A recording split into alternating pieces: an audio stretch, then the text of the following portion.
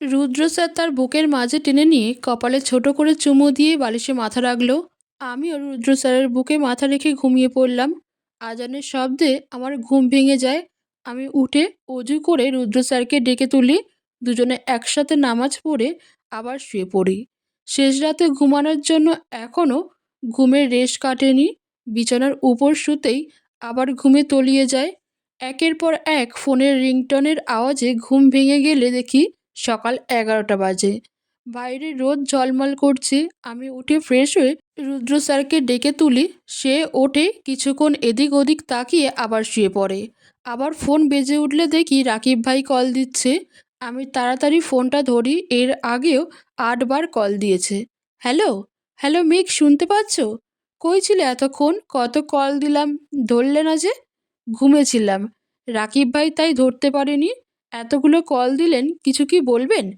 হুম। মেঘ, আজ রাইমার সাথে মিট করার কথা ছিল, কিন্তু আমি ভীষণ নার্ভাস। তাই বলছি, তুমি আমাদের সাথে যাবে? সেই সাথে রাইমা রুদ্র সাহেবকে নিয়ে আসবে। যদি সবাই মানে তবে সামনে আগাবো। তুমি আমার সাথে থাকবে আর রাইমার সাথে রুদ্র সাহেব আসবে। আমি রাকিব ভাইয়ের কথায় তাড়াতাড়ি নাস্তা করে রাকিব ভাইয়ের বাসার উদ্দেশ্যে বেরিয়ে পড়ি।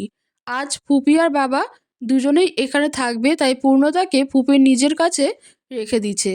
আমি কয়েকবার রুদ্র স্যারকে ডাকলে সে ওঠে না, তাই না বলেই চলে আসি। আমরা রেস্টুরেন্টের ভিতর বসে আছি। আমি, রাকিব ভাই, রুদ্র স্যার, রাইমা আপু আর রুষা ম্যাম।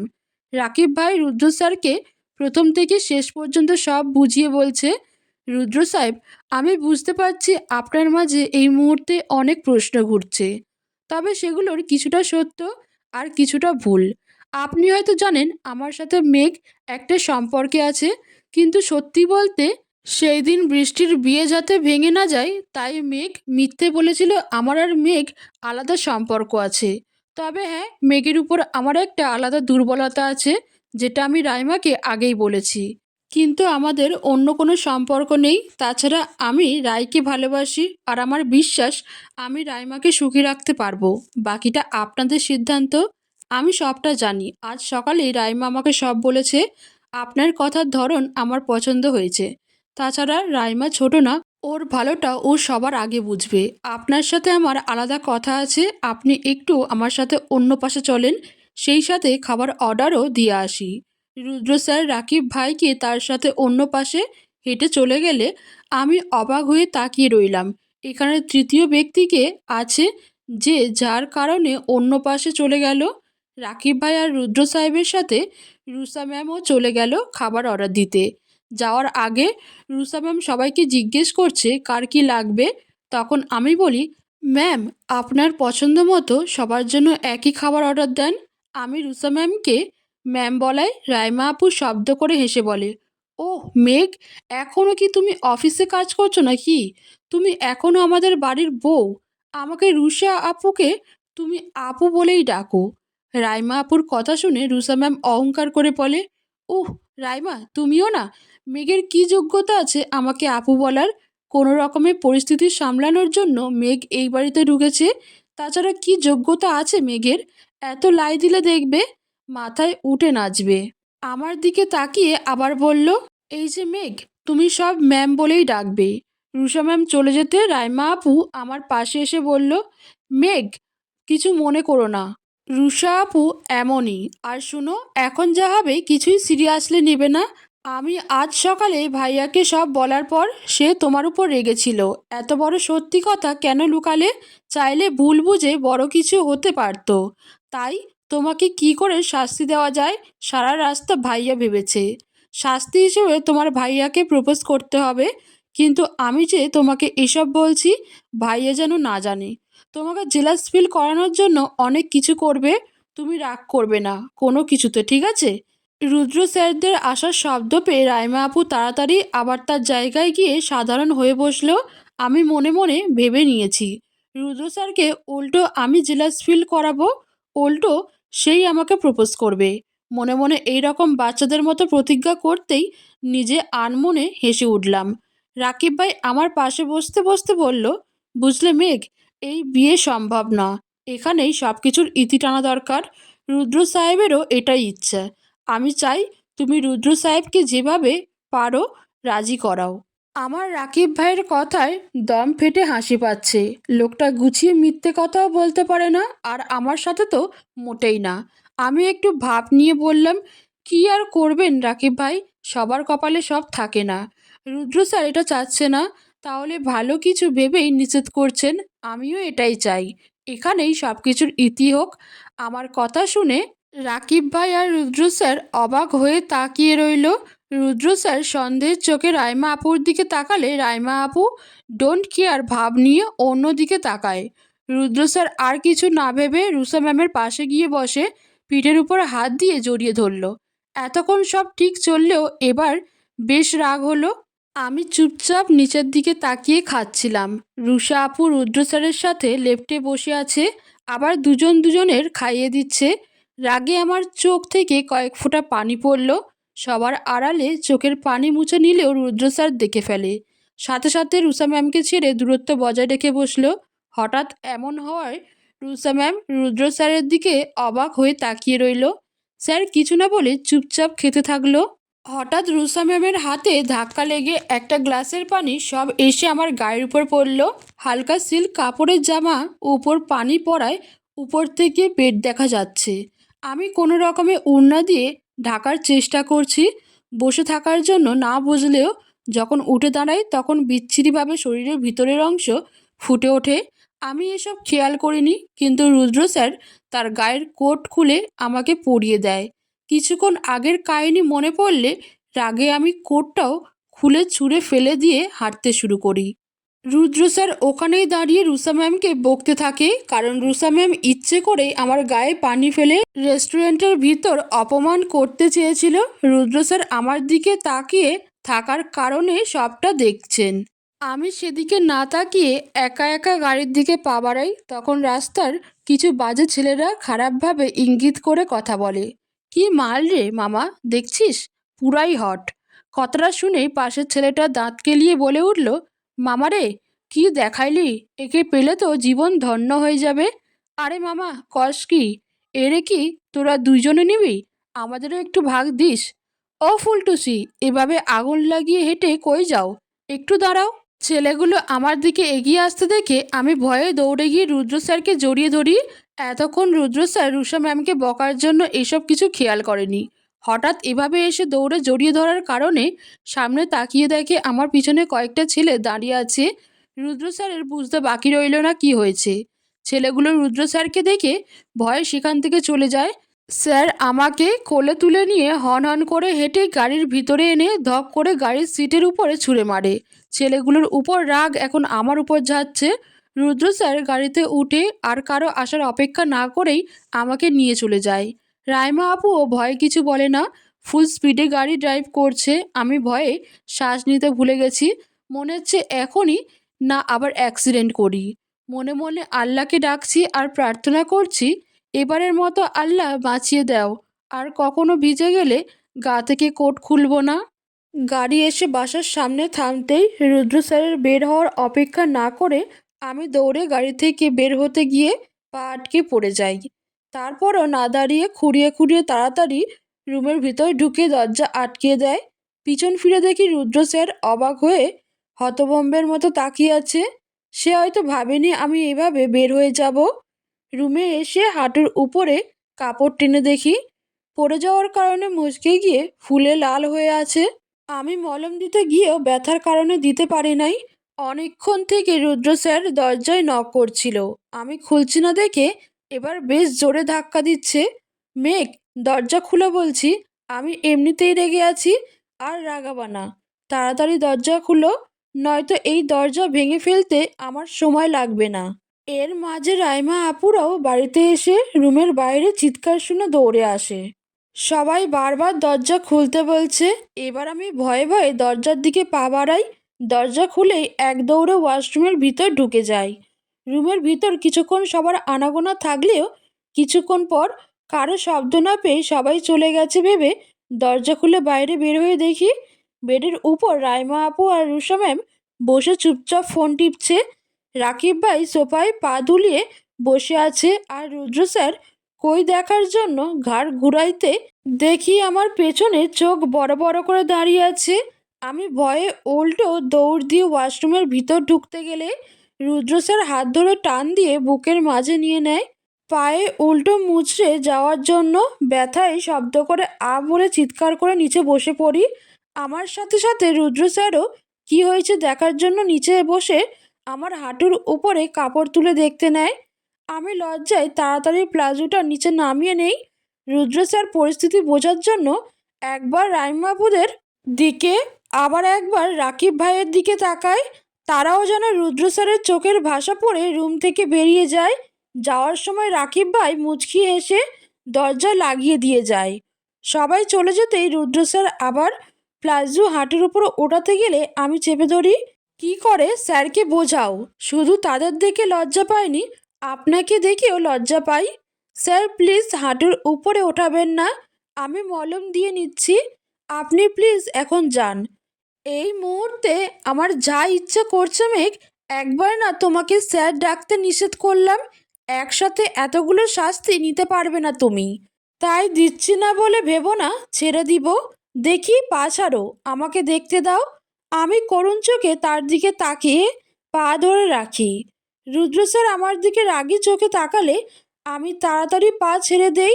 স্যার কিছুক্ষণ ঘুরিয়ে ঘুরিয়ে পা দেখে, হঠাৎ পা ধরে সোজা করে টান দেয়। আমি ব্যথায় চিৎকার করে উঠতেই স্যার আমার ঠোঁটের সাথে ঠোঁট মিলিয়ে দেয়। আপনি মানুষ না রাক্ষস? এভাবে ব্যথা পা ধরে কেউ টান দেয়? কেন জানু, এর আগে অপরাধ করার সময় মনে ছিল না আপনার এই শাস্তিটা কতটা রোমান্টিকভাবে ভয়াবহ হতে পারে? আমি উঠে দাঁড়াই। আশ্চর্যজনকভাবে পায়ে একটুও ব্যথা নেই। পা মুচকে যাওয়ার সোজা করে টান দেওয়ার কারণে সব ঠিক হয়ে গেছে। তবুও কপাট রাগ নিয়ে বললাম, এভাবে কেউ ব্যথা পায় টান দেয়? অন্তত 2-3 দিন পর এভাবে ঠিক করতে পারতেন। তার উপর ব্যথা নিয়ে মন খুলে চিৎকারও করতে দিলেন না। ঠোঁটের উপরে ঠোঁট, রাগের মাথায় কার সামনে কি বলছি মনে পড়তেই কথা থামিয়ে এমন ভাব করি যেন এই মুহূর্তের যে কথাটা বলছি এটা কখনোই আমি বলিনি। কেন জানো কি হলো? ডাবল ডোজের শাস্তি তোমার ভালো লাগলো না?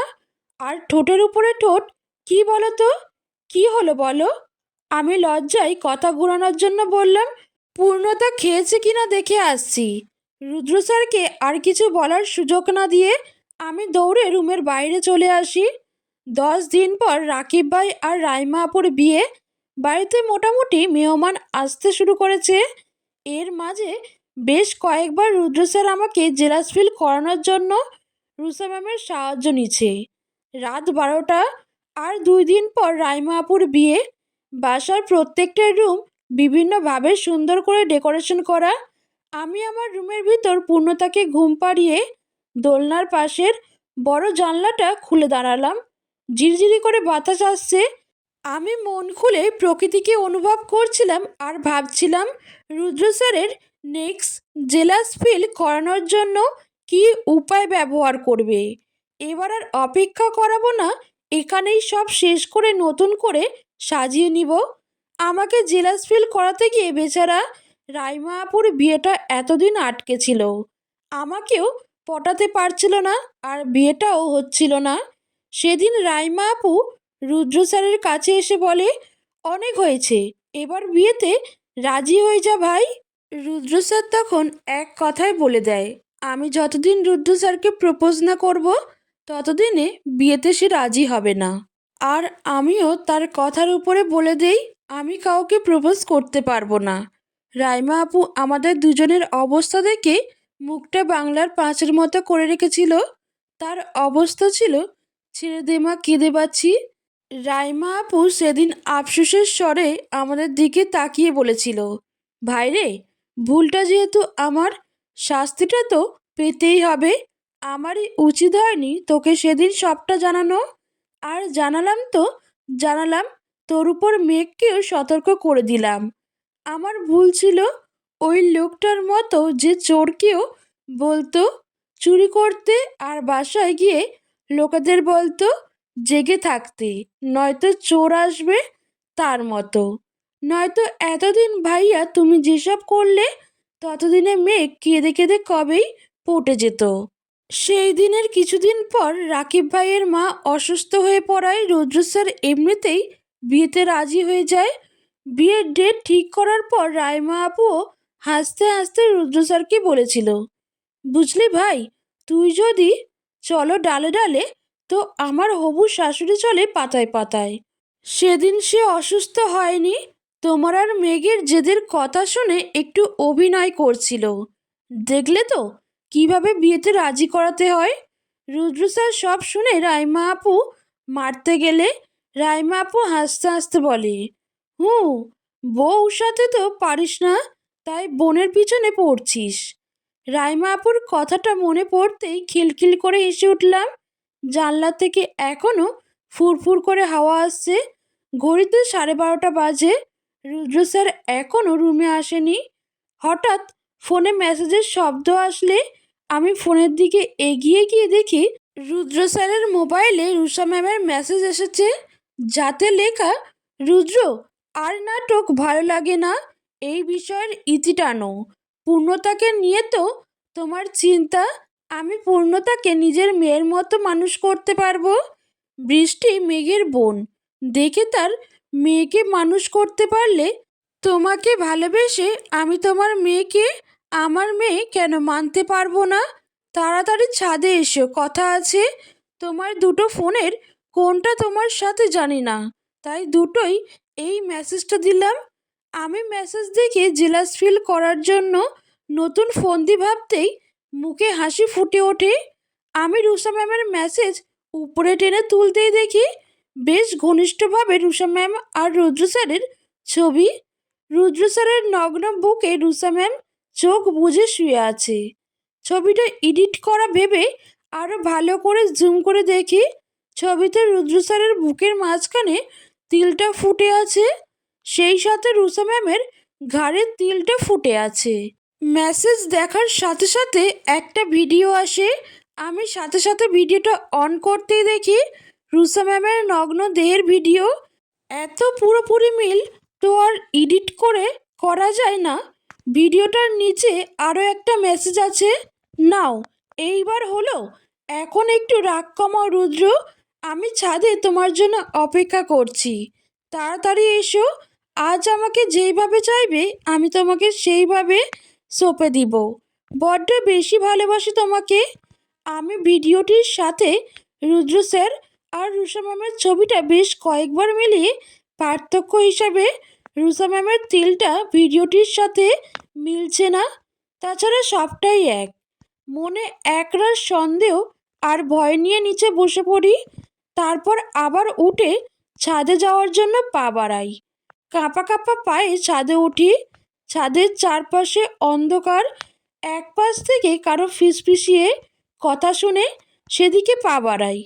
রুদ্র স্যারের পিছন দিক থেকে দেখেই বুঝতে পারি এটা রুদ্র স্যার। রুষা ম্যামকে জড়িয়ে ধরে আছে, আর রুষা ম্যাম বীর বীরে মতো শব্দ করেই বলছে, এইসব বাদ দাও রুদ্র, আমি আর পাচ্ছি না মেঘকে মানতে, প্লিজ সব ছেড়ে চলো, আমরা দূরে কোথাও চলে যাই, এই অভিনয়ের শহরে আর ভালো লাগে না। রুদ্র স্যার রুমা ম্যামকে জড়িয়ে ধরে শান্ত করছে, এইটা বলে, কিছুদিনের ভিতর সব ঠিক হয়ে যাবে। সব সাথেই রুষা ম্যাম রুদ্র স্যারের ঠোঁটে গভীরভাবে ঠোঁট ডুবিয়ে দেয়।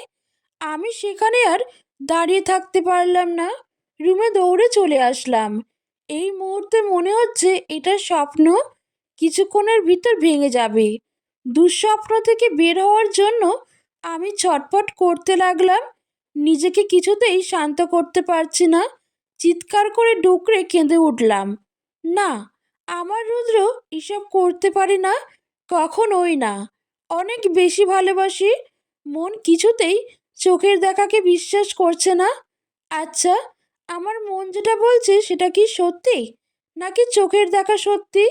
সত্যিই কি তবে রুদ্র পূর্ণতার জন্য ভালোবাসার নাটক করছে? মনের ভিতর হাজার প্রশ্ন আসলেও মনকে শক্ত করে উঠে দাঁড়াই। এটা আমার সংসার, রুদ্র মানুক আর না মানুক, কখনোই আমি এই সংসার কাউকে দিব না। এই সংসার, এই স্বপ্ন, সব আমার গুছানো।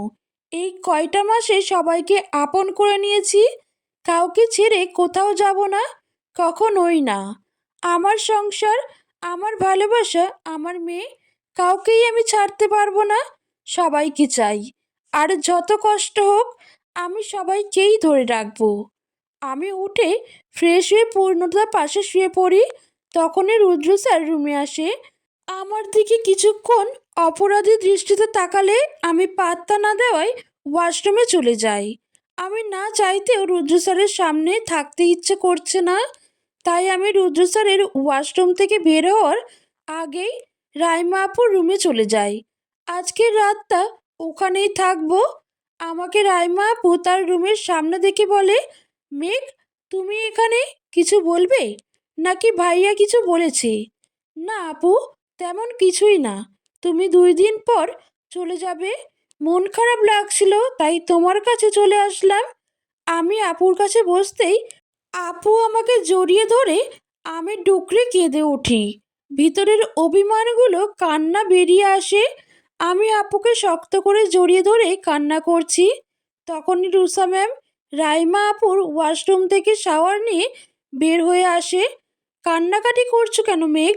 রাইমা চলে যাবে ভেবে মন মানছে না নাকি? আমি রুষা ম্যামের কথা শুনে তার দিকে তাকিয়ে মাথা দুলিয়ে হ্যাঁ উত্তর দেই। রুষা ম্যাম মাত্রই শাওয়ার নিয়েছে, হাতে ভিজানো জামা, যেটা আমি তখন ছাদে পরা দেখেছি। আমি কাঁপা কাঁপা গলায় জিজ্ঞেস করলাম, ম্যাম, এত রাতে গোসল করলেন যে, গরম লাগছে নাকি? রুষা ম্যাম মুচকি হেসে বলল, মেঘ, তুমি কি ছোট নাকি? মেয়েদের বিশেষ কিছু মুহূর্তের পর গোসল করতে হয়, তুমি জানো না? আর তাছাড়া তোমার তো বিয়ে হয়েছে, জানার কথা ছিল। আমি রুষা ম্যামের কথায় তার দিকে আরও সন্দেহের চোখে তাকাই। কোন বিশেষ মুহূর্তের কথা বলছে রুষা ম্যাম? তার তো এখনো বিয়ে হয়নি। তবে কি আমার ভাবনাই ঠিক? আমি রুষা ম্যামকে প্রশ্ন করব তার আগেই রুষা ম্যাম রুম থেকে চলে যায়। তাই আমি রাইমা আপুকে প্রশ্ন করলাম, আপু, রুষা ম্যাম তোমার ওয়াশরুমে আসলো কেন? আর তাছাড়া আপু বিশেষ মুহূর্ত বলতে কি বুঝিয়েছে? আপু আমার কথা শুনে খিলখিলিয়ে হেসে উঠল। মনে হচ্ছে আমি কোনো মজার জোক শুনিয়েছি। ও মেঘ, তুমি কি বাচ্চা মেয়ে? আপু কথা বলার ভঙ্গি দেখে বুঝোনি সে তোমার সাথে মজা করেছে, আর তুমি কি না সিরিয়াসলি নিয়ে নিলা? পাগল, আপুর কি বিয়ে হয়েছে? আর আজ এমনিতেই আমার রুমে এসে বলল তোর ওয়াশরুমে একটু ইউজ করা যাবে, গরম লাগছে, খুব গোসল করব। আর সেই সাথে তোমাকেও কল দিয়ে রুমে ডাকতে বলল, 2 দিন পর চলে যাব তাই গল্প করতে। কিন্তু তুমি তো কল দেওয়ার আগেই চলে আসলে। আমি রাইমা আপুর কথা শুনে কিছু না বলে চুপচাপ গুটিয়ে পাশে শুয়ে পড়লাম। কি করে বলবো সবটা তাকে? রুষা ম্যাম মজা করে না, ওটা সত্যিই বলেছিল। সকাল সকাল ঘুম ভাঙতে দেখি আমি রুদ্র স্যারের বুকের মাঝে শুয়ে আছি। আমি তো রাতে রাইমা আপুর কাছে শুয়েছিলাম, তবে এখানে কি করে আসলাম? ভাবতে না ভাবতেই বাসার মেইন দরজার কলিং বেল বেজে উঠল। কালকে রাইমা আপুর বিয়ে, বাড়িতে প্রায় সব মেহমান এসেছে। রাতে সবাই মিলে মজা করায় অনেক রাত পর্যন্ত জেগেছে। তাই এখন সকাল 7টা বাজলেও কেউ ঘুম থেকে ওঠে নাই। আমি উঠে মেইন দরজা খুলে দেখি 2জন ছেলেমেয়ে দাঁড়িয়ে আছে। দুজনই দেখতে রুদ্র স্যারের বয়সী হবে। মেয়েটা দেখতে অনেকটা বিদেশিদের মতো, গায়ের রং ধবধবে সাদা, চুলগুলো হালকা লালচে কালারের। আমি কিছুক্ষণ দাঁড়িয়ে পর্যবেক্ষণ করলাম কারা হতে পারে। তখনই মেয়েটা বলে উঠল, হে ইও, কি ভাবছো আমাদের ভিতরে ঢুকতে দিবে না? আমি চুপচাপ দরজা ছেড়ে পাশে দাঁড়ালাম। তারা আমাকে ঠেলে সরাসরি উপরে রুদ্র স্যারের রুমে চলে গেল। আমিও দরজাটা লাগিয়ে তাদের পিছু পিছু উপরে চলে আসলাম। রুদ্র স্যার এখনো ঘুমিয়ে আছে, আর তারা 2জন গিয়ে রুদ্র স্যারকে তুলছে। ফর্সা দেখতে বিদেশি মেয়েটা রুদ্র স্যারকে তার বাহুতে তুলতেই রুদ্র স্যারের ঘুম ভেঙে যায়। ঘুম ঘুম চোখে বলে, উফ জেনি, ছাড়ো তো, রাতে ঘুম হয়নি, একটু ঘুমাতে দে। তারা 2জন চমকে গিয়ে বলল, রুদ্র, তুই অবাক হোসনি আমরা আসছি দেখে? এখানে অবাক হওয়ার কি আছে? তোরা আজ না তো কাল আসতে জানতাম। এখানে আবেগের কি আছে? যা তো একটু ঘুমাতে দে। তখনই বেডের পাশ থেকে ছেলেটা গ্লাসের পানি নিয়ে চোখের উপর ঢেলে দিয়ে বলল, সালা, বিয়ে করে বউয়ের সাথে সারা রাত রোম্যান্স করে এখন আর বন্ধুদের চিনিস না? এত কষ্ট করে রাত 12টার বাস ধরলাম সকাল সকালে এসে তোকে চমকে দিব, কিন্তু তোর ভার্সিটি লাইফের মতো এসেও আজও শুনতে হলো এখানে অবাক হওয়ার কি হয়েছে। সালা, তুই কি মাবন না এলিয়েন? ধুর! রুদ্র স্যারের চোখে পানি পড়তেই চোখ ডলে বিরক্ত মাখা ভঙ্গিতে উঠে বসে। কুল ব্রো, কুল। সে কপাল আমার নাই রে বউয়ের সাথে রোমান্স। সে তো স্বপ্নেই দেখি, বাস্তবে আর হবে না। রুদ্র স্যারের কথায় তারা তিনজনে হেসে ওঠে।